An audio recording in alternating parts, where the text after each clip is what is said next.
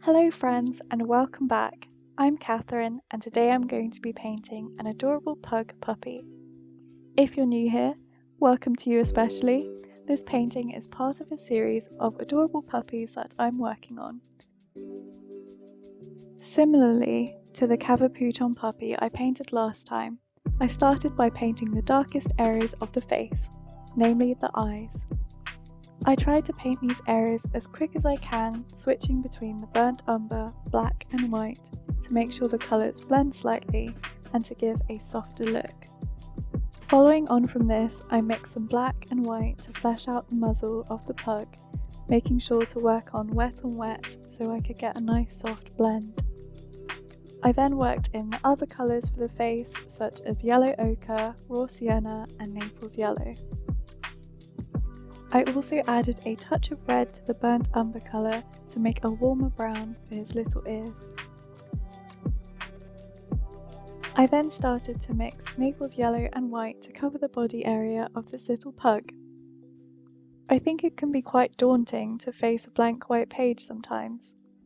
So for me personally, once I'm relatively happy with the face of my subject, I move on to painting the approximate colours of the body.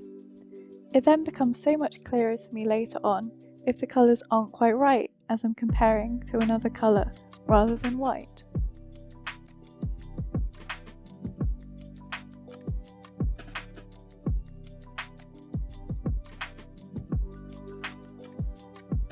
After blocking out the main colours of the pug, I then went back to work on the face in more detail, adding darks and lights wherever I thought it needed it.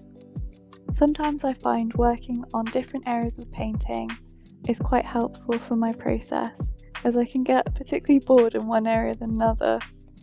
It also means I have a fresh perspective when I go back to paint another area again.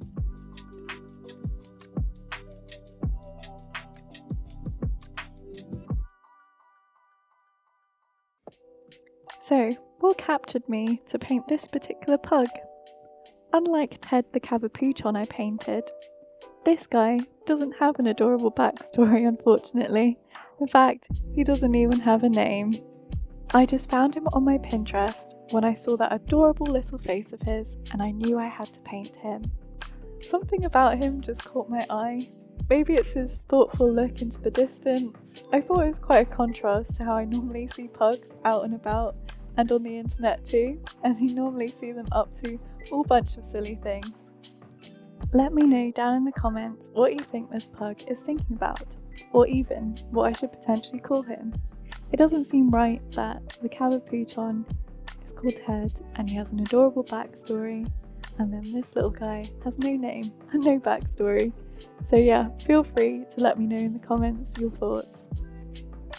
It's also worth mentioning, if you haven't already, don't forget to subscribe. You definitely don't want to be missing out on the future puppy paintings that I'll be doing. And while you're there, don't forget to smash the like button too, I'd really appreciate that. Now on with the rest of the video.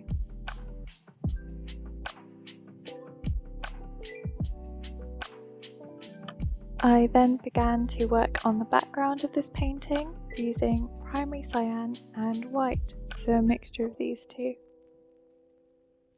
For those of you that are observant, you may have noticed I used a palette knife. Using a palette knife isn't my typical process, but as I'm using a lot of colour for the background, it makes sense to use a palette knife. Palette knives are actually a lot more efficient at mixing colours. As you can imagine, a brush, as you're mixing them, there's different colours that can be captured on the different bristles, so you might not mix quite as well.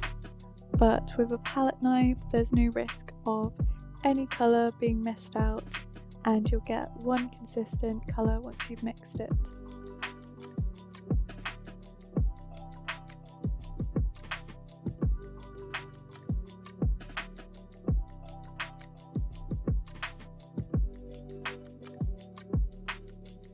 After painting the background, I then began to add the final details to the painting. This wasn't particularly a methodical process, but I just picked out areas where I thought it needed, as you'll see my hand darting around the page. For me personally, I find this the most challenging part of the painting process. The challenge really is knowing when to stop, and I think most artists can relate with that as well. As a rule of thumb, I tend to stop when I see things getting a lot worse rather than better. So once I've fixed the things that have gotten worse, then I know, right, Catherine, you need to stop there, put the brushes down and leave it be.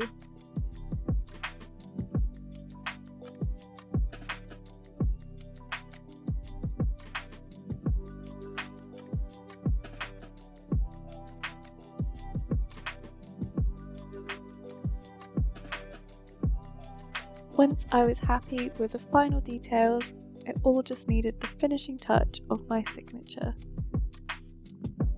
If you enjoyed this painting, don't forget to like, comment and subscribe, and definitely check out my cabochon painting if you haven't already.